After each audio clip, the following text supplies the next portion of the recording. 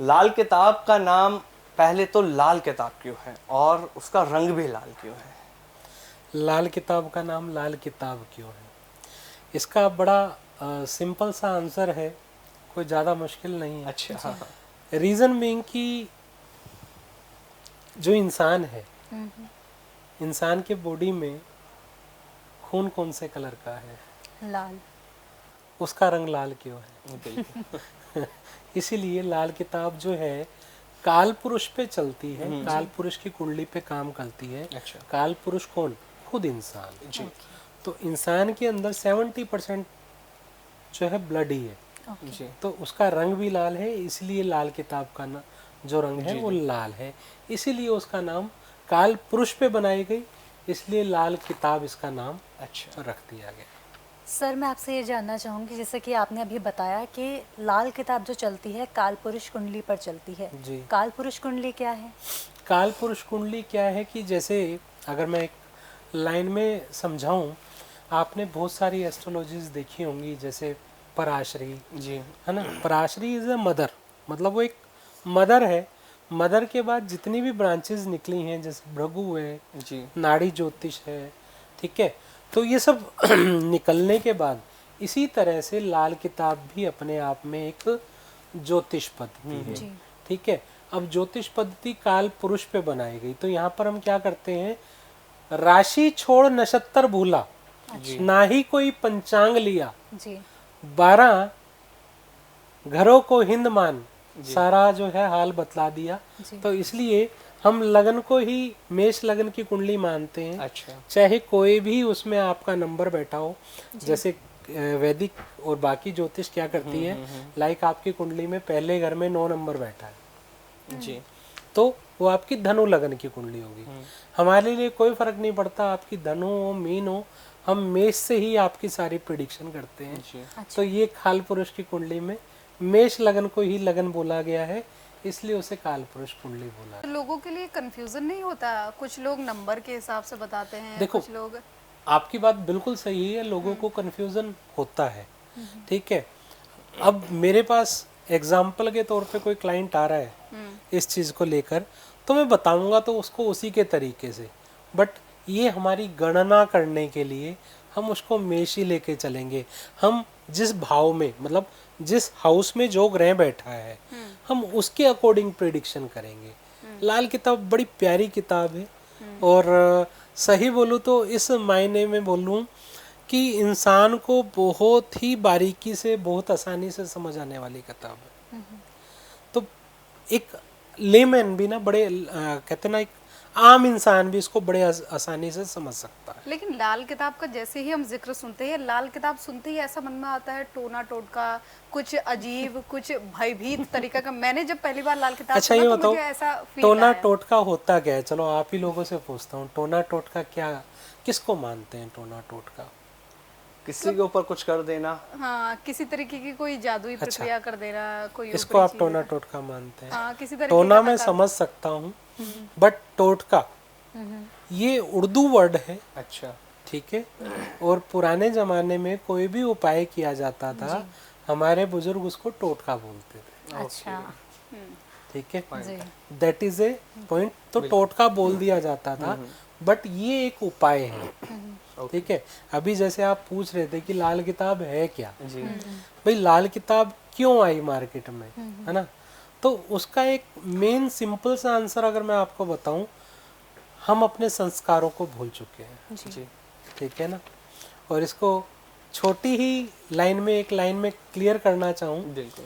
तो एक लाइन में बोलना चाहूँगा, कहते हैं क्या, लाल किताब है ज्योतिष निराली, जो सोई किस्मत जगा देती है, फरमान पक्का देख करके आखिरी, जो 2 लफ्जी जहमत हटा देती है, ठीक है। तो लाल किताब अगर छोटी लाइन में समझे तो इतना है, पर लाल किताब को पूरा ब्रीफ किया जाए तो ये संस्कारों पे आपको चलना सिखाती है। जो संस्कार हमारे बुजुर्ग हमें देके गए, आज के टाइम कितने लोग उसको फॉलो करते हैं? बहुत बिल्कुल भी नहीं लोग करते, 2-4% बिल्कुल भी नहीं करते हैं ना। जब वो फॉलो ही नहीं करते हैं, तो ग्रहों का दोष कहाँ? जी जी। तो ग्रह ने तो अपना काम करना ही है ना। क्यों? क्योंकि मैं एक लाइन हमेशा बोलता हूँ, अगर आपने पहले भी मुझे कहीं सुना हो, तो मैं कहता हूँ कि लाल किताब में परहेज ही परहेज है, कर लेगा तो तेरे काम आएंगे, नहीं तो ये ज्योतिष तुझसे उपाय के नाम पे बहुत मोटी रकम कमाएंगे। ठीक है ना?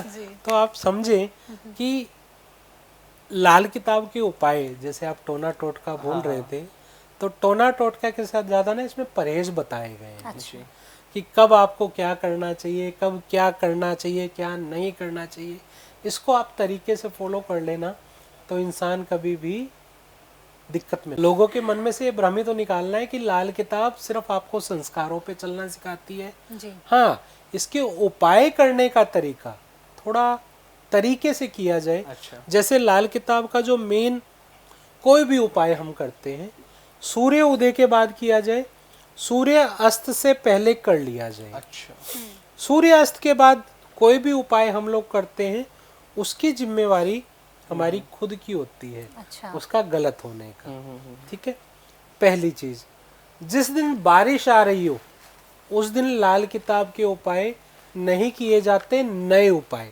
मतलब कि किसी पंडित ने या किसी ज्योतिष ने आपको लाल किताब का उपाय बताया है, तो बारिश आ रही हो तो नया उपाय ना करें। जो चल रहा है वो कर सकते हैं। अच्छा, ठीक है। ठीक है, जो चल रहा है वो कर सकते हैं। ये दो नियम खास है, सबके लिए लागू होते हैं। सबके लिए लागू होते हैं। एक तो कोई भी उपाय होगा सूर्य उदय के बाद, सूर्यास्त से पहले। दूसरा नियम लागू होगा कि बारिश में नया उपाय ना किया जाए। तीसरा, एक दिन में एक ही उपाय करें, अच्छा। मतलब मल्टीपल इकट्ठे ना किए जाए। तो ये तीन खास नियम है, जिनको लोग फॉलो कर ले तो लाल किताब के उपाय दिक्कत नहीं देंगे। अभी आपके साथ ऐसा हुआ है कि आपके पास कोई आया हो अपने बारे में कुछ पूछने को लेकर के, कि मान लीजिए कोई विवाद है घर को लेकर, कोर्ट कचहरी का विवाद है, और आपने खोल कर रख दिया हो कोई और विवाद सामने उनके, कोई और बिल्कुल, केस? बहुत सारे केस। अच्छा, कोई एग्जांपल हमें समझाइए ना, कोई बताइए ना, कोई कुछ ऐसा केस हुआ था? देखो, मैं आपको बताता हूँ। अभी कुछ ही दिन पहले एक लेडीज आई मेरे पास। हाँ। ऑन कॉल थी, सामने थी नहीं, तो बोलती है कि ये कुंडली देखो सर। मैंने देख दी, बता दिया, और वो मुझे बोलती कि मैं ना उसकी बहन बोल रही हूँ। अच्छा। ये मेरे भाई की कुंडली है, और ऐसे ऐसे ये कुंडली में दिक्कत आ रही है। अच्छा। मैंने कुंडली देखी। अब आदत क्या है कि जब भी कुंडली देखी जाती है ना, तो साथ में गोचर देखा जाता है, जिससे देखा जाता है कि इंसान आया है तो किस लिए आया है। अच्छा, ठीक है। ठीक है। अब गोचर में मुझे कुछ और दिख रहा है, प्रश्न उसके मुंह से कुछ और निकल रहा है, और जो दिख रहा है, मैंने उसको स्पेशल एक ही चीज बोली, मैं कहा बहन तो आप हो नहीं।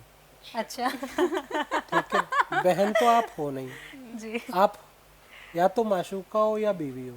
अच्छा। लिटरली वो लेडीज रोने लग गई। उस लेडीज ने बोला मैं उसकी वाइफ ही हूँ, और मैं जिस भी एस्ट्रोलॉजर के पास पूछने जा रही थी ना, वो मुझे उसकी अच्छाई बोलता था और मुझे गलत बताता था। आपने खुल के बता दिया, जबकि मैंने बोला मैं उसकी बहन हूँ। आपने खुल के बता दिया कि ये इंसान, भाई तुम्हारा भाई ही गलत है, इस गलती की वजह से ये चीज ऐसी हो रही है। तब उस लेडीज को यकीन हुआ और वो मेरी परमानेंट क्लाइंट बनी। ओके। तो ऐसे बहुत सारे एग्जाम्पल है।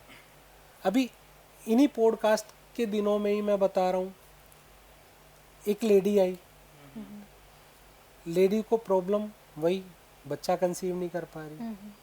उससे एक ही उपाय कराया, क्योंकि कुछ उपाय ऐसे होते हैं जो मैं पॉडकास्ट पे दे नहीं सकता, जी जी। क्योंकि हर चीज़ के लिए बड़े अलग अलग उपाय बनते हैं।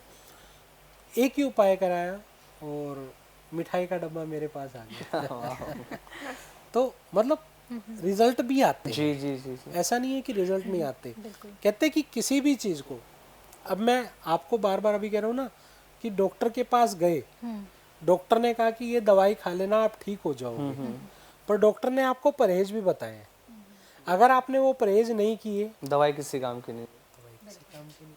तो परहेज और दवाई दोनों चीज़ों को करके चलते हैं ना, तो कोई भी ऐसी चीज़ नहीं है जो बदली ना जा सके।